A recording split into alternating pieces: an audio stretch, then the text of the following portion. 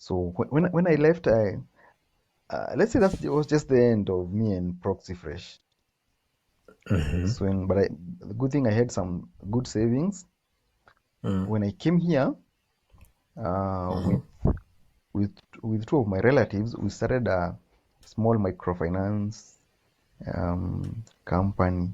So we used to Wow. yeah.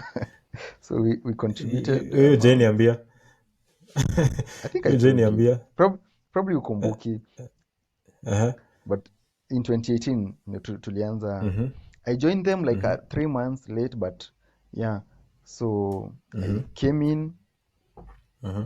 Ilisaidia sana in 2018 because I was used to work in Utawala, Pipeline, around those areas. Mm-hmm. Mm-hmm. Yeah, and the company was doing well to some extent, Mm-hmm. but the challenge with those needs, because hakuna what do I say? There's no collateral, like you're giving to mama mbogas, small scale people, because I think the maximum you Mm. used to lend was 20,000.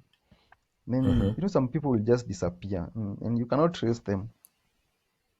And so you have to like factor in that risk in how Yes, you price the loans, in the interest rates yes, yes. that you give. Yeah. Mm. Then most of those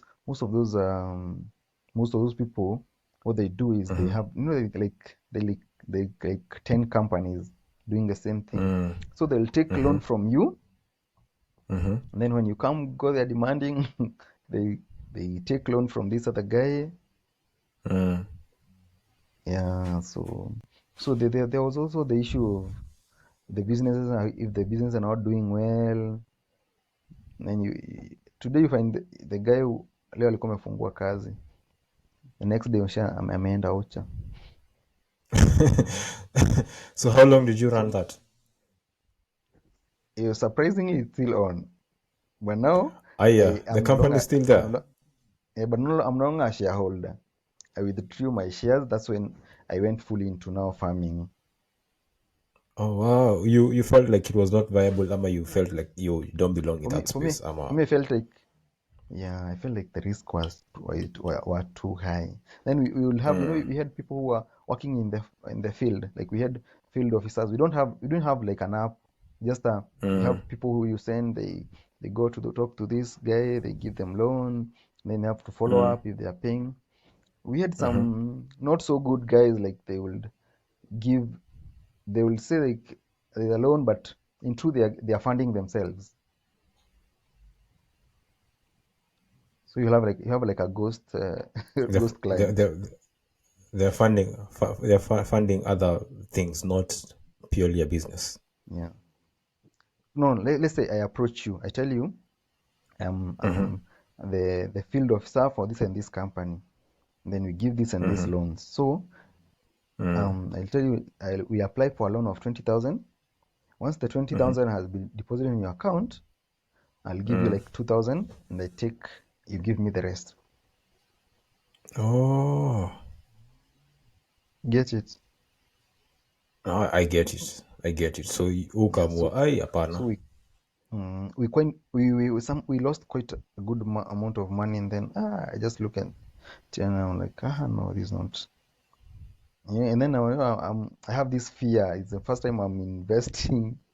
Then I'm like, I don't have a Mm. job. If now these being things, I don't know where to start Mm. now. So that's where Mm. when I left. I Mm-hmm. left and then went fully into farming. You went fully into farming.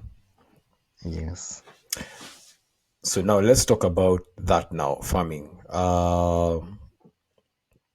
You was it because you knew you had this experience, or was it something that now you thought I am passionate about this, or what tell us the decision to get into farming, how it played out in your mind.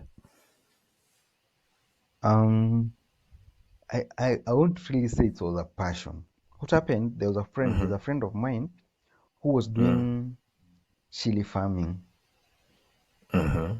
and you remember I was in Tripoli with where they were majorly in chilies. In Chile. Yes. So this friend of mine was doing the Mm, farming. At the same time, mm, he had some connection with the guys of export and the local mm, market, that is Marikiti. mm. So I used to see him, okay, I think as young people, sometimes we can uh, we can give, uh, we tend to exaggerate, so to say. So, so The success. yeah, so I'll tell you one day, hey, I'm selling this, I'm making this amount of money. And someone talks big and big, and hey, man, then you're like, Mm-hmm. what was I even doing in Tanzania? I should have been doing things. Nafaa kuwa huku nikilima. Hey, yeah, Mm, so that's somehow that was the kakamvuto. And then if you, sijui kama unakumbuka, there was that there was a time the government was somehow trying to promote agriculture. There was like a kaboom of onions, tomatoes, mm. and people were rushing Was it into it. after, No, it was even after before sijui? COVID. Uh-huh. There was the thing about promoting these things, because even I remember even the bank started having tailored loans that were Ni favoring the historia people. Youth Enterprise Fund ama kitu kama hiyo. Yes, ilianza hivyo. I remember Eh, even Kiambu, eh, because I'm mhm, from Kiambu County. mhm, mm, Kiambu, the then governor had a mm, business, had an enterprise, a business for specifically for farming. mm, So even I applied those things, but that mm, was before I went to Rwanda. So, but because I never mm, succeeded, I never got the money. So when I was coming from Tanzania, I had the mm, money. So my money was not the issue mm, now. mm, So no, we joined hands with my friend. But I guess we mhm, started with, I think I overtrusted him. I never did my homework, because mm, we started on a very wrong foot. mhm, Because even we leased 5 acres, then mhm. we leased 5 acres, Wapi?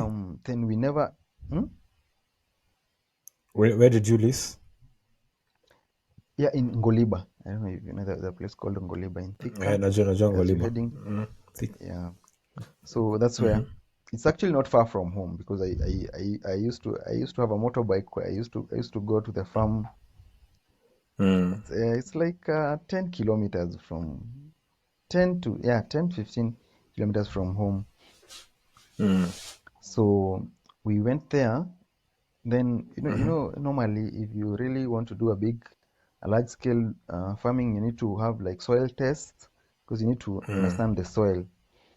You need to mm, understand if there are pests or diseases that can hinder your production or the particular crop that you mm, want to farm. mm, So we never did all that. mhm, So then even the seeds we we bought, they call them F2. F2 is like, if I buy the original seed from the company, then when mm, I grow, I mhm. dry the chilies, and then I you plant. Yeah.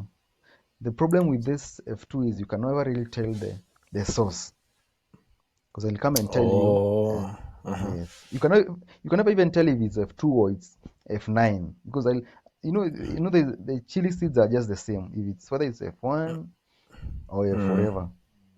So we mm, bought seeds from someone. mhm, May look cheap, but it was very expensive in the end. uh-huh. So initially we did, I think, 3 acres. We 3 did, acres of we did, chili. yes. And it's, Now, and how long it does did chili so. take? Chili normally, you have to sow the seeds in the nursery. That goes for like Mhm, a month, 30 mhm, days, 30 to 40 days.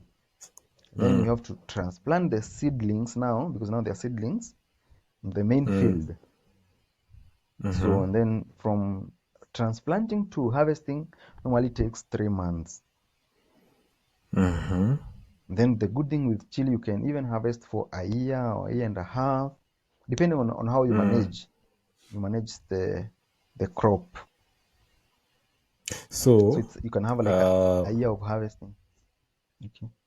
So like, so the first year ni basically kulima, you're just taking care of it for the first maybe 10 months. Not really. Like after the 3 months, you start harvesting. Oh, uh-huh. Yeah. So and then unaweza harvest for more than a year. Yes. Ah, okay. Although there, So there'll be break in between because there's sometimes it's called a flash. Like the flowers zinaisha, so you have to the flowers have to come again. Then yeah, because chili, what you're harvesting is basically the the fruit. fruit. Yes. Ah, okay. So you have to let it flower again, and then you come and Yeah. vuna the fruit. So so because lakini zile seeds mlipata mara ya kwanza haikuwa the good seed. They were yeah they were not good seeds. What happened? Because even wakati ilifika now is that inafaa kuanza kuharvestiwa. In 3 acres unafaa like the first harvest inafaa ikupatie at least 2 tons. Mind you, we got I think 200 kgs. Wow, hiyo ni 10%. Yeah, it was such a big disappointment. So uh, then the issues of the soil started coming now because the soil said something called nematodes. Nematodes tend to zinashikilia mizizi, then the roots look like the chicken fingers. So now the crop inashindwa kuvuta the nutrients, even the water absorption. So slowly una crop inaanza kukauka. It's that inakauka inaanguka hivyo. So na hizi ni vitu you'll come to find out later.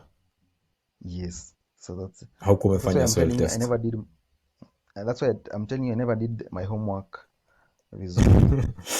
Aha. And again pia it shows how our education is more theoretical. If really I learned those things, but Hauku you see, apply. yes, because I don't know. Again, there's also the challenge of listening to the people on the ground. If you start and ukienda kulima, these people unapatanga huko wakona ujuaji mwingi sana, they are the one who knows everything bana. Ndio anakwambia tunafanyanga Anakuambia hivi. Eh, tunakaga hii. Ukieka hii. eh, eh. Eh. So hiyo project ilikuwa very frustrating. So after all that happened tukaona we switched to vegetables, tukaanza kupanda. Did I tell you we used to do we call them cowpeas. Cowpeas is the Swahili word I was Minji. looking for. Ama? No. Cowpeas is kunde.